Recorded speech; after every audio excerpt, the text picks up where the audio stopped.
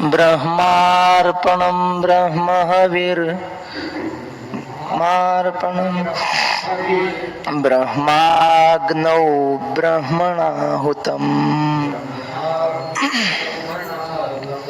ब्रह्मैव तेन गन्तव्यम् ब्रह्मकर्म समाधिना.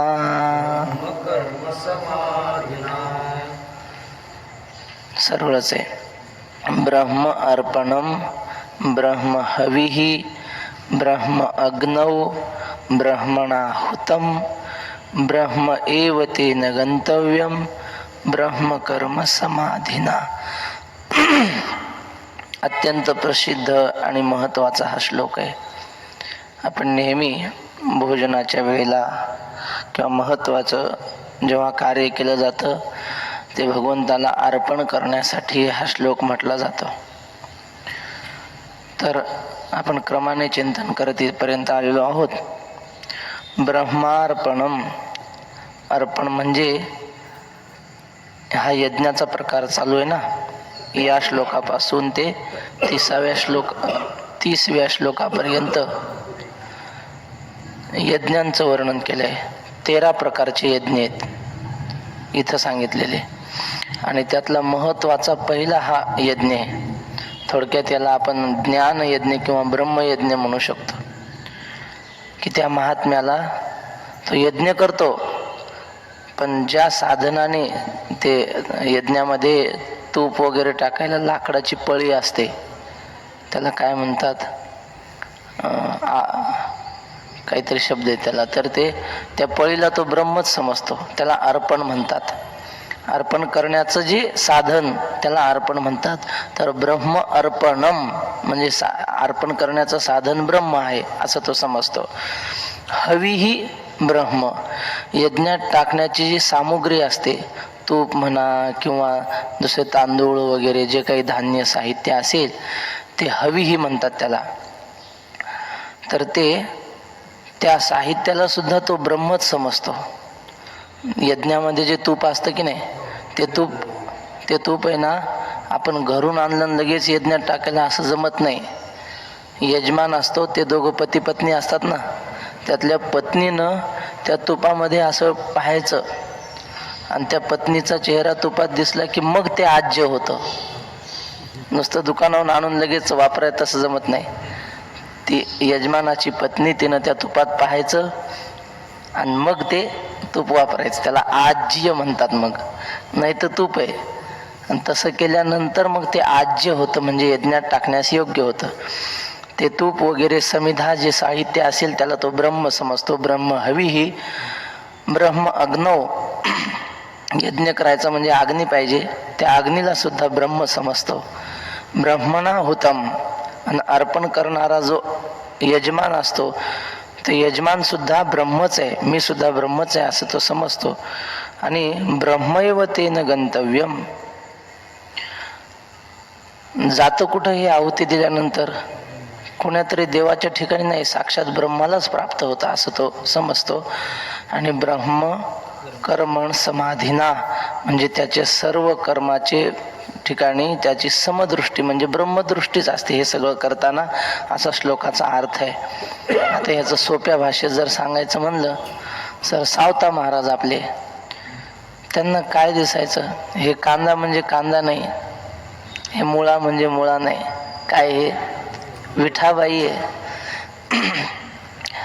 कांदा मुळा भाजी, कांदा मुळा भाजी, कांदा मुळा भाजी, कांदा मुळा भाजी, अवघी विठाई माझी, अवघी विठाई माझी, लसूण मिरची कोथिंबिरी, अवघा झाला माझा हरी, लसूण मिरची कोथिंबिरी, अवघा झाला माझा हरी, अवघा झाला माझा हरी, कांदा मुळा भाजी, कांदा मुळा भाजी अवघी विठाई माझी, अवघी विठाई माझी.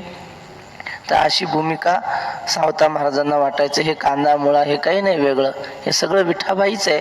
तसं त्या ज्ञानी महात्म्याला यज्ञाची सगळी सामुग्री आणि यज्ञ किंवा यजन करणारा स्वतः सगळ्यांना तो ब्रह्मरूपाने पाहतो. असा यज्ञ करणारा हा ब्रह्मयज्ञ आहे. 13 यज्ञापैकी पहिला यज्ञ ब्रह्मयज्ञ. हे हवन मी होता का ये यज्ञी हा भोगता, ऐसिया बुद्धीशी नाही भिन्नता म्हणूनिया. हे हवन म्हणजे हवनाची सामुग्री. हे मी होता म्हणजे यज्ञ करणारा मी. का ये यज्ञी हा भोगता, या यज्ञामध्ये हा अमुक एखादा देव यज्ञाचा स्वीकार करणारा, आहुतीचा स्वीकार करणारा भोगता आहे. असं त्याला वेगवेगळं दिसतच नाही, सगळं एकच वाटतं. ऐसी या बुद्धीशी नाही भिन्नता म्हणून या. बुद्धीच्या ठिकाणी असे भिन्न भाव तो ठेवत नाही. जे इष्ट यज्ञ यजावे ते हवीर मंत्रादी आघवे, तो देखतसे अविनाश भावे आत्मबुद्धी. जे इष्ट यज्ञ यजावे, जे त्याला ज्या देवतेचा यज्ञ करायचा असतो किंवा ज्या इच्छेनं करायचा असतो तो यज्ञ तो करतो. ते हवीर मंत्रादी आघवे, त्या यज्ञाची सामुग्री, त्या यज्ञातले मंत्र आदी करून जे काही असेल, होमातले मंत्र द्रव्य इत्यादी सगळं तो देखत असे अविनाश भावे आत्मबुद्धी.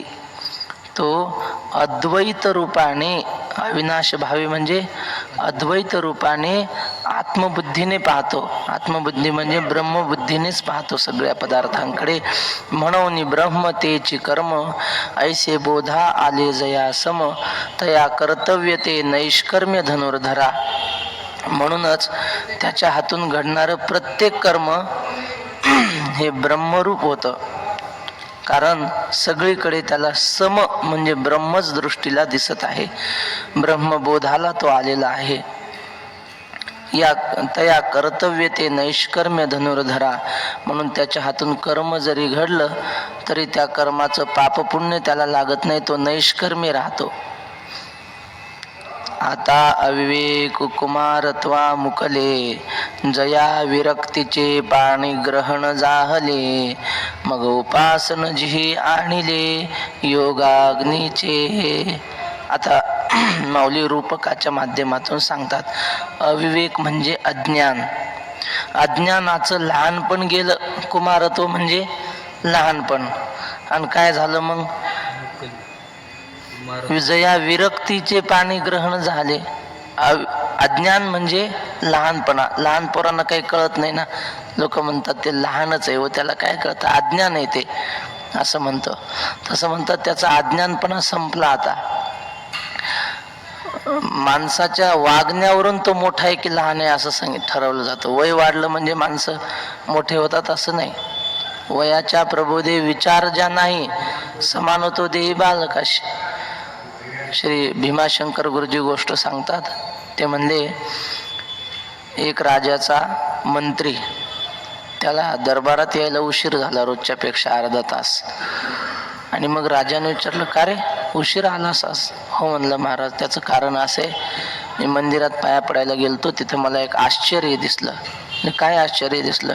म्हणले, एक 80 वर्षाचा मुलगा मंदिरात दिसला मला, आणि 10 वर्षाचा म्हातारा माणूस मंदिरात दिसला. राजा म्हणलं, तुझ्या डोक्यात फरक पडला का? असं कुठं असतं का 80 वर्षाचा मुलगा म्हणतोस आणि 10 वर्षाचा म्हातारा म्हणतोस? तर म्हणलं, तुम्हाला पाहायचंय का? चल म्हणे, दाखव. निघाला त्यांना घेऊन. तर मंदिरामध्ये 80 वर्षाचे बुड्ढे माणसं पत्ते खेळत बसले होते, 4-5 जण. आणि 10 वर्षाचा पोरगा छोटासा हातात टाळ घेऊन हरिपाठ म्हणत बसला होता. तर म्हणला, पहा महाराज, हा 10 वर्षाचाच आहे, हरिपाठ करतोय, आणि हे 80 वर्षाचे आहेत म्हातारे, पण यांना कळलं नाही मंदिरात बसून काय केलं पाहिजे ते. यांचं वय जरी वाढलं असलं तरी हे लहानच आहेत, पोरच आहेत. हे वय वाढलं म्हणजे काय झालं? मूर्खस्य गात्राणि वर्धन्ति किंतु तस्य ज्ञानम न वर्धते. आणि हा 10 वर्षाचाच आहे, पण ह्याला कळलं की कुठं बसून काय केलं पाहिजे. म्हणजे हा जाणताय, हा म्हातारा आहे आणि हे लहान आहेत. सांगण्याचं तात्पर्य काय, अविवेक म्हणजे अज्ञानाचं कौमारत्व असतं. आता त्याचं अज्ञानाचं कौमारत्व गेलं आणि तो मोठा झाला, म्हणजे तरुण झाला, आणि त्याचं विरक्तीशी पाणी ग्रहण झालं. अज्ञान गेलं म्हणजे काय झालं, अज्ञानाच्या विरुद्ध दशा प्राप्त झाली. कोणती दशा, ज्ञान. अज्ञान गेलं म्हणजे ज्ञान प्राप्त झालं. मग त्या ज्ञानाच्या तारुण्याचं कुणासोबत लग्न झालं, विरक्तीशी पाणी ग्रहण झाले. विरक्तीचं ज्ञानाचं लग्न लागलं म्हणजे तो दोघं एकत्र आले. ते दोघं एकत्र आले तरच परमार्थाचा संसार होतो, नाहीतर होत नाही महाराज. नुसतंच ज्ञान असलं आणि वैराग्य नसलं ते ज्ञान काही कामाचं नाही. म्हणजे डोळे आहेत पण पायच नाहीत असं होईन. मग काय, आंधळे या गरुडाचे, हा, डोळे आहेत पण पाय नाहीत असं होईल. आणि बरं, नुसतंच वैराग्य आहे पण ज्ञान नाही, विरक्ती आहे पण ज्ञान नाही, मग काय होईल, आंधळे या गरुडाचे पाखा हाती, ते कवना उपयोगा जाते, तैसे सत्कर्माचे उपखेट हाती ज्ञाने विन. आंधळा गरुड आहे आणि त्याला पंख फार सुंदर आहेत, पण उपयोग काय त्या पंखाचा, कशाला तरी धडकून मरल, दुसरं काय होईल. तसं वैराग्य आहे पण ज्ञान नाही, आंधळ्या गरुडासारखं होईल. आणि ज्ञान आहे पण वैराग्य नाही, मग काय होईल, आंधळा डोळस माणूस आहे पण पाय नाहीत, कुठं जाता येणार नाही, अशी अवस्था होईल. पण ते विरक्ती आणि ज्ञान एकत्र असेल तर मग कसं होतं. माऊलींची ओवी एक, विरक्ती वाचून कही ज्ञानाशी तगणेच नाही, हे विचारून ठाई ठेविले देवे. हे दोघं एकत्र पाहिजे, वैराग्यही पाहिजे आणि ज्ञानही पाहिजे. म्हणून विरक्तीचं पाणी ग्रहण त्याला झालं, त्या ज्ञानी माणसाला. आणि मग उपासन जिही आणले योगाग्नीचे. मग काय झालं, त्याने उपासना केली, विवाह झाला, पती पत्नी एकत्र आले म्हणजे मग त्यांना कुल परंपरा सांभाळावं लागतात. घरातल्या ज्या चालत आलेल्या असतात जुन्या पिढीतल्या, पूजा वगैरे जे काही असेल, वार्षिक असतात ना, खंडोबाला जायचं, कुण्या देवाला जायचं, त्याची पूजा करायची, ते सगळं सांभाळावं लागतं. तसं ह्या पती पत्नीने, म्हणजे विरक्ती पत्नी आणि ज्ञान पती, या दोघांनी उपासना जिही आणले योगाग्नीचे, त्यांनी योगाग्नीची उपासना सुरू केली. योग शब्दाचा अर्थ युजिर योगे असा एक अर्थ आहे. युजिर योगे म्हणजे देवाशी जोडणारा जो असतो त्याला योग म्हणतात. मग भक्तीच्या द्वारे जोडो, ज्ञानाच्या द्वारे जोडो, कर्माच्या द्वारे जोडो, कुणाही द्वारे देवाशी जोडणं म्हणजे योग. युज समाधव म्हणजे समाधी लावणं, त्यालाही योग म्हणतात. युजुर योगे, युज समाधव आणि युज संयमने, मन इंद्रियांना आवरण, याला सुद्धा योग म्हणतात. तर अशा प्रकारे योगाग्नीची उपासना ह्या पती पत्नीने सुरू केली. मग ते आता येथून पुढे 12 यज्ञ सांगणार आहेत, कसे कसे यज्ञ करतात ते. आज आपल्याला थोडक्यात चिंतन करायचंय, जपाला जायचं असल्यामुळे. तर आपण धावता आता पाहू. दैवमेवा परे यज्ञम योगिनः पर्युपासते, ब्रह्माग्नाव परे यज्ञम यज्ञेनैवोपजुह्वति. अपरे 1, योगिनः 2, दैवमेवा परे 1 नाही, ते वावर 1, योगिनः 2, दैव 3 पहिला शब्द 3, यज्ञम 4, पर्युपासते 5, खालच्या ओळीतला वपरे 6 आणि ब्रह्माग्ना 7 असं. अपरे योगिनः दैवम एव यज्ञम पर्युपासते. काही दुसरे जे कर्मठ लोक आहेत की नाही, ते इंद्रादी देवांच्या उद्देशाने यज्ञ करतात. किंवा दैव या शब्दाचा अर्थ सगळं जीवन प्रारब्धावर सोडून देतात. दैव जसं जीवन जगविल तसं जीवन जगायचं, हा पण एक प्रकारचा यज्ञ आहे. अपरे यज्ञम यज्ञेन उपजुह्वती. ब्रह्माग्नौ यज्ञेन उपजुह्वती. दुसरे जे असतात ते ब्रह्मामध्ये आपल्या जीवस्वरूपाची आहुती देतात. ब्रह्मरूपी अग्नीमध्ये अहम ब्रह्मास्मी. अहम म्हणजे मी, माझा जीव ब्रह्म आहे. ब्रह्म ही अग्नी केलं आणि जीवाला आहुती द्रव्य केलं. अहम ब्रह्मास्मी, अहम ब्रह्मास्मी असा यज्ञ करतात. म्हणजे मी ब्रह्म आहे, मी ब्रह्म आहे असं करतात. यज्ञेन उपजिह्वती. अभेदाचा यज्ञ करतात दुसरे. आता माऊली काय म्हणतात पाहू. जे जनशील अहर्निशी, जिही अविद्या हविली मनीसी, गुरुवाक्य हुताशी हवन केले. जे नेहमी यजनशील आहेत रात्रंदिवस. अह म्हणजे दिवस, निशी म्हणजे रात्र. अहर्निशी म्हणजे रात्रंदिवस यज्ञ करतात ते. जी अविद्या हविली मनेसी, अंतःकरणातली अविद्या म्हणजे अज्ञान त्यांनी हवन केलेलं आहे. काय यजनशील म्हणजे रात्रंदिवस यज्ञ करणारे.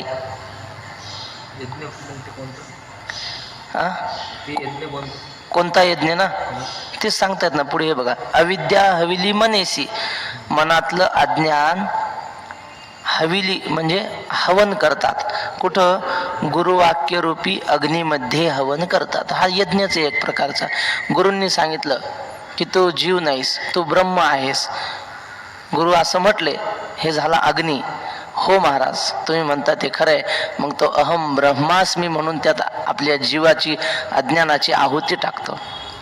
हे झालं गुरुवाक्य ही अग्नी, आणि त्या अग्नीमध्ये आपल्या अज्ञानाचे हवन करतो. हा झाला यज्ञ एक प्रकारे. तिही योगाग्निकी यजिजे, तो दैव यज्ञ म्हणजे जेणे आत्मसुख कामिजे पंडुकुमरा. त्या योगाग्निकी म्हणजे दैववाद्यांनी, असा यज्ञ करणाऱ्यांनी आत्मसुखाची इच्छा करतात ते. आणि कशाच्या द्वारे? दैवयज्ञ म्हणजे त्या दैवयज्ञ म्हणतात. आता जो तुम्ही विचारला प्रश्न, याला कोणता यज्ञ म्हणायचा?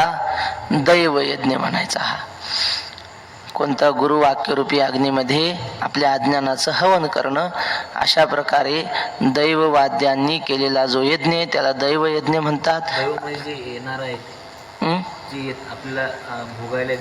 नाही नाही नाही, आता इथं महाराजांनी जे सांगितलं ते घ्या, पुढच्या ओळीत समजेल.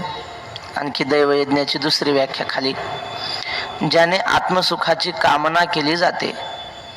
आत्मसुख कामी जे आहे ना, आत्मसुखाची इच्छा केली जाते. आता आणखी खाली, आता ही जी खालची ओवी आहे ना, ही काही ज्ञानेश्वरीत आहे आणि काही नाही. म्हणून ज्ञानेश्वरीच्या ओव्या 9034 किंवा 35 असं आपण म्हणतो ना, तर ही ओवी काही ज्ञानेश्वरीत आहे आणि काही मध्ये नाही. साखरे महाराजाच्या ज्ञानेश्वरीत ही ओवी नाही. कोणती? दैवास्तव देहाचे पाळन, जो चिंतीना देह भरण, तो महायोगी जाण दैवयोगी. हा, आता दैवास्तव देहाचे पाळन म्हणजे देहाचं पालन कसं होतंय? प्रारब्धाने होतंय. अन्नमान धन हे तो प्रारब्धाधीन. माणसानं किती सांभाळलं, किती श्रीमंत असला, कधी जाईल काही सांगता येतं का? दैव म्हणजे प्रारब्धच नाही. हा, दैव म्हणजे प्रारब्ध. दैवास्तव देहाचे पालन, प्रारब्धाने देहाचं पालन पोषण होतं. म्हणून तो देह भरणाची चिंता करत नाही. तसं होईल. आता मोठे मोठे पंतप्रधानाच्या लेवलचे माणसं अचानक मेले. अचानक मेले म्हणजे मारले गेले म्हणा, कोणी विमानात गेलं. काय ते राजीव मरे मद्रास में तिथी था गोपाष्टमी. का आज हा येणार आहे आता ते गोपाष्टमी. इंद्रा मरे आवास में तिथी था गोपाष्टमी. ते एका साधूचं काव्य आहे बघा. संजय मरे आकाश में तिथी था गोपाष्टमी. हे सगळे मोठे मोठे माणसं होते. यांना काय कमी होतं पैशाला, पण मेले ना, कमी वयात मेले. संजीव गांधी हे. तर हे मरावं लागतं. जेव्हा माणसाचं मरण असेल तेव्हा मरावंच लागतं. महाराज वक्तेबाबा म्हणायचे, सीतेनं दशरथाला एक श्लोक सांगितलेला रामायणात. सीता म्हणते, महाराज ना काले म्रियते जंतुः, म्हणजे अकाले जंतु न म्रियते. कोणीच अकाळी मरत नसतं. ज्याचं जेव्हा ठरलेलं असतं तिथंच तो मरतो. फक्त कमी वयात गेला की माणसाला वाटतं एवढ्या लवकर जायला नको होतं, एवढंच काय ते. पण आपण मनात समजून घ्यायचं, कोणाचा अपघात हो काही हो, त्याचं तिथं ठरलेलंच होतं. याचा अर्थ आपण हाताने जीव द्यायचा आणि मग तसं नाही, त्याला नाही म्हणायचं नियम. हाताने आत्महत्या करणं हा महाअपराधच आहे, त्यात काही वाद नाही. पण ना काले म्रियते जंतु हा नियम आहे. तेव्हा देह हा प्रारब्धाने चालतो, प्रारब्धाने जिवंत राहतो, म्हणून देहाच्या उदरभरणाविषयी जो चिंता करत नाही, तुकाराम महाराज म्हणतात निदान भक्ताने तरी पोटाची चिंता करू नये. का बरं? कारण हे सगळं जग चालवणारा विश्वंभर आहे. विश्वंभर म्हणती माझी या स्वामी ते पोषितो विश्वाते म्हणून, या सगळ्या जगाला तो पोषण करतो त्याचं. मग त्याच्या भक्ताची उपेक्षा करील का तो? म्हणून भोजनाच्छादने चिंता वृथा कुर्वन्ति वैष्णवाहा यो सो विश्वंभरो देवो स भक्तान किम उपेक्षते. तो भक्ताची उपेक्षा करेल का तो? चिंतया नाही ते नाही. तर दुसरा एक श्लोक आहे, सद्विद्या यदि का चिंता वराकोदर पूरणे शुकोप्यशनमाप्नोति हरे राम इति ब्रुवन्. ते पोपट असतं की नाही, त्याला तो बोलणारा माणूस हरे राम हरे राम हरे राम असं म्हणायला शिकवतो. आणि तो बाजारात मांडला की लोक त्याला विकत नेतात, त्या पोपटाला हरे राम म्हणतो म्हणून. आणि मग त्याला पिंजऱ्यात, चांगल्या भारीच्या पिंजऱ्यात ठेवतात, त्याला दाणे खायला टाकतात. का? हरे राम म्हणतो म्हणून. मग तो ते शास्त्रकार म्हणतात, मग त्या पोपटाला हरे राम म्हटल्यावर पोटभर खायला पोपटाला जर मिळतं, तर तुमच्याकडे सद्विद्या आहे ना थोडीफार, नसेल ब्रह्मदेवा इतकी विद्या आपल्याकडे, पण थोडीफार आहे ना चांगल्या विचाराची, मग तुम्ही उपाशी मरणार नाही, काळजी करू नका. सद्विद्या यदि का चिंता, थोड्याशा पोट भरण्यासाठी किती लागतं हे. विश्वंभरो येते नो चेतकार बकनाय जननी स्तन्यम कथम. हा काहीतरी आहे ते. हा नो चेत अर्भक जीवनाय जननी स्तन्यम कथम निस्तरीत आहे तो. 4 कडव्याचा आहे. म्हणजे आपली आई लेकराला जशी विसरत नाही त्याला पोटभर खायला द्यायला, तसा देव आपल्या भक्ताला कधी विसरणार नाही. तुलसी मुर्दे को देत है कपरा लकरी आग, जीवित नर चिंता करे उसका बडा अभाग. एक काय म्हणतात त्याला, असा अनाथ माणूस मेला होता, निराधार, घाटावर मरून पडला. मग कोणीतरी त्याला उचललं, नगरपालिकेच्या लोकांनी त्याला नेलं, सरणावर ठेवलं, त्याच्या अंगावर नवीन वस्त्र झाकलं आणि त्याला अग्नी दिला. सगळं झालं व्यवस्थित. तुलसीदास महाराजांनी पाहिलं, अरे मेलेल्या माणसाला सगळं मिळालं की. तुलसी मुर्दे को देत है कपरा लकरी आग, सगळं मिळालं. आणि जिवंत माणूस चिंता करतो मला हे भेटेल का, उसका बडा अभाग. देव बरोबर देतो प्रत्येकाला. ते स्वामी विवेकानंदांचं सांगतात, स्वामी फिरायचे असे तीर्थयात्रा करीत, भारतभर फिरले, वृंदावनात गेले.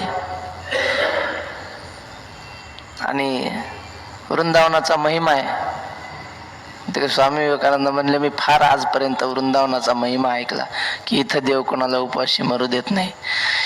इथं किती दुःखी आला तर त्याचं म्हणजे दुःख हरण होतं. दरबार में बंसी वाले के, दरबार में बंसी वाले के, दुख दर्द मिटाए जाते हैं, दुनिया के सताए लोग यहाँ गले से लगाए जाते हैं. असा महिमा ऐकला आम्ही. पण खरंच म्हणले, आज आपली भूक भागवल का हा कृष्ण? आज भिक्षाच मागायची नाही, म्हणजे दिलं त्यानं आणून दिलं तरच खायचं. आणि चालले फिरत या गल्लीतून त्या गल्लीत, त्या गल्लीतून वृंदावनाच्या, देवाचं दर्शन घेत. 12 वाजले, भूक कडक लागली पोटामध्ये, पण काहीच जेवायची व्यवस्था नाही. म्हणजे मागायचं नाही कोणाला, फिरवत होते नुसते. 12 साडेबारा वाजले आणि पाऊस सुरू झाला. तिकडं असतो पाऊस. आणि पाऊस सुरू झाल्यावर चालत होते रस्त्याने. एक 8-9 वर्षाचा पोरगा, हातामध्ये 2 भाकरी, त्याच्यावर बेसन, हातात छत्री घेऊन पळतच त्यांच्या मागं. आणि स्वामींचं चालणं ताड ताड ताड जोरात चालले होते. हा पोरगा मागून पळत, ओ बाबाजी रुको बाबाजी रुको बाबाजी हाका मारत चालला आणि गेला त्यांच्या पुढे उभा राहिला. क्या बाबाजी कैसे हो आप, कितनी देर से आपको पुकार रहा हूं, चलते ही रहते हो, असं म्हणला ना. अशा 2 भाकरी हातात दिल्या. त्यांनी घेतला हातात आणि जे पळून गेला पोरगा. स्वामी पाहतात तर गेला पोरगा निघून. त्यांच्या डोळ्यात पाणी आलं. आपल्याला कोणी दिलं हे? कृष्णाने दिलं, दुसरं कोण देणार आहे महाराज? या कृष्णाच्या दरबारात कोणी उपाशी देव ठेवत नाही. असं असताना आपण उगीच देहाच्या उदरनिर्वाहाची चिंता का करावी? दैवास्तव देहाचे पालन. का चिंता मम जीवने यदि हरी. हा, का चिंता मम जीवने यदि हरिर विश्वंभरो गीयते, नो चेत अर्भक जीवनाय जननी स्तन्यम कथम निस्तरेत, इत्यालोक्य मुहुर्मुहुर यदुपते लक्ष्मीपते श्रीपते. शेवटची एक ओळ आहे. त्वत्पादांबुज चिंतनेन सततम कालो मया नियते. आठवला मग मागच्या वर्षीचा श्लोक आठवून दिला तुम्ही. का चिंता मम जीवने यदि हरिर विश्वंभरो गीयते. मी देवाचं चिंतन करतो, देवाचं भजन करतो, मग माझ्या जीवनात कशाची चिंता राहील? यदि हरिर विश्वंभरो गीयते, नो चेत अर्भक जीवनाय जननी स्तन्यम कथम निस्तरेत. जशी आई लेकराला विसरत नाही तसं देव मला विसरणार नाही. इत्यालोक्य मुहुर्मुहुर यदुपते लक्ष्मीपते श्रीपते. म्हणून मी पुन्हा पुन्हा हे लक्ष्मीपते, हे श्रीपते, हे विठ्ठला पांडुरंगा असं म्हणून हाका मारतो. देवा, तुझ्या पायाच्या चिंतनाने, त्वत्पादांबुज चिंतनेन सततम कालो मया नियते. तुझ्या चिंतनात माझा काळ निघून जातो. म्हणून दैवास्तव देहाचे पालन. जो चिंतिना देह भरण, तो महायोगी जाण दैवयोगे. असं जो राहतो तो महायोगी आहे.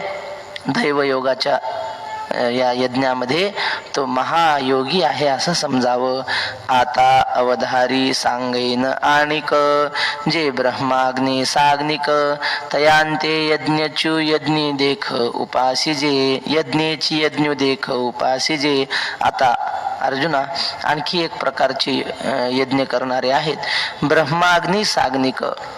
ते ब्रह्माग्नीची उपासना करून साग्निक झालेले असतात. ब्रह्मरूपी अग्नीची उपासना कशी करतात? श्रवण, मनन, निधिध्यासन इत्यादी साधना करून ब्रह्मरूपी अग्नीची उपासना करतात. आणि ती यज्ञेची यज्ञ देखो उपासिजे. असे ते मुक्त पुरुष. यज्ञ म्हणजे जीवच ब्रह्म आहे अशी अहंग्रह उपासना करतात. अहम ब्रह्मास्मी, अहम ब्रह्मास्मी, याला अहंग्रह उपासना म्हणतात. असे ते करतात. असे या श्लोकामध्ये 2 प्रकारचे यज्ञ सांगितलेत. एक दैवयज्ञ आणि दुसरा अहम ब्रह्म असा अहंग्रह उपासना करणारे. आता यज्ञाची ह्या नावं नाही सांगता यायची, पण हे वर्णन केलं त्याप्रमाणे आपण नाव लावून घ्या कोणता यज्ञ म्हणायचा. आता खाली दुसरा श्लोक. श्रोत्रादीनींद्रियाण्यन्ये संयमाग्निषु जुह्वति, शब्दादीन विषयानन्य इंद्रियाग्निषु जुह्वति. अन्ये एक, श्रोत्रादीनी इंद्रिया न्य की नाही, न्यवर 1, श्रोत्रादीन 2, संयमाग्निषु जुह्वति 3. नंतर खाली नन्य, त्या नन्यवर 4, शब्दादीन 5.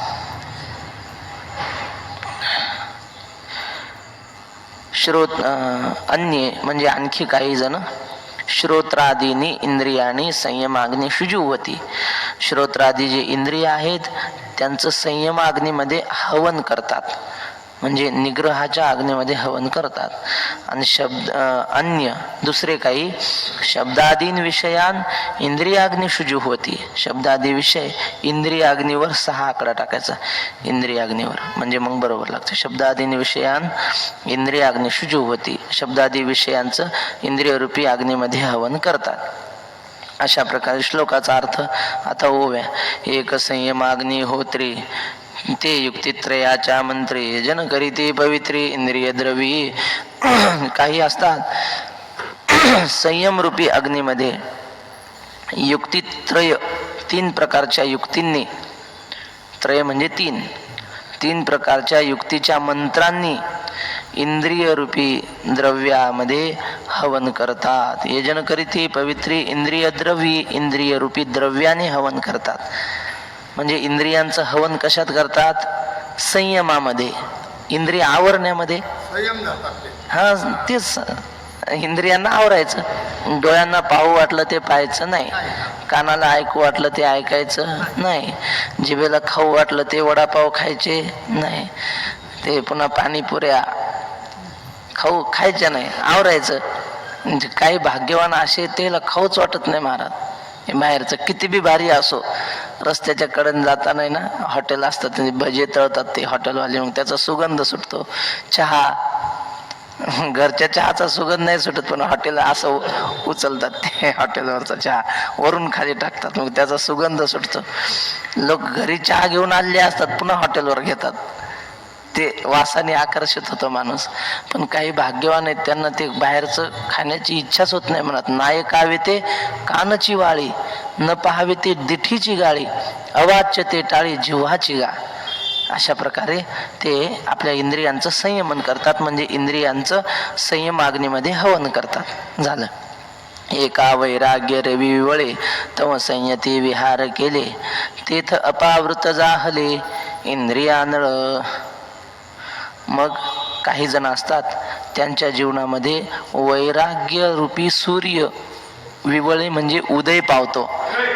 वैराग्याचा सूर्य उदय पावला की मग काय होतं, तो संयती विहार केले, आणि मग त्या वैराग्याचं मनामध्ये धारण केल्यामुळं इंद्रियाचं आपोआपच संयमन होतं, आणि मग इंद्रिय संयम करून ते जगामध्ये फिरत राहतात. संयती विहार केले, आणि तेथ अपावृत जाहले इंद्रिया नळ. इंद्रिय रूपी अग्नी काय होतो, अपावृत होतं, म्हणजे त्याच्यावरचं अज्ञानाचं आवरण निघून जातं. अपावृत म्हणजे उघडा होतो, उगवतो, असंच म्हणलं ना. विवळे म्हणजे वैराग्य रूपी सूर्य उगवला की मग अंतःकरणामध्ये स्वाभाविक संयम निर्माण होतो, आणि तो संयम घेऊन ते जगामध्ये वावरत असतात. विहार केले तेथ अपावृत जाहले इंद्रियानळ. मग इंद्रियातलं वैराग्य रूपी अग्नी प्रगट होतो. अपावृत म्हणजे उघडा होतो. इंद्रिय रूपी अनळ, अनळ म्हणजे अग्नी, इंद्रिय अग्नी प्रज्वलित होतो असा. किंवा विहार शब्दाचा अर्थ काही जणांनी संयमाग्नीची यज्ञशाळा असा घेतलाय. तर यज्ञशाळा ती प्रगट होते. तीही विरक्तीची ज्वाळा घेतली, तव विकारांची इंधने पळीपली, तेथ आशा धूमे सांडली 5ही कुंडे.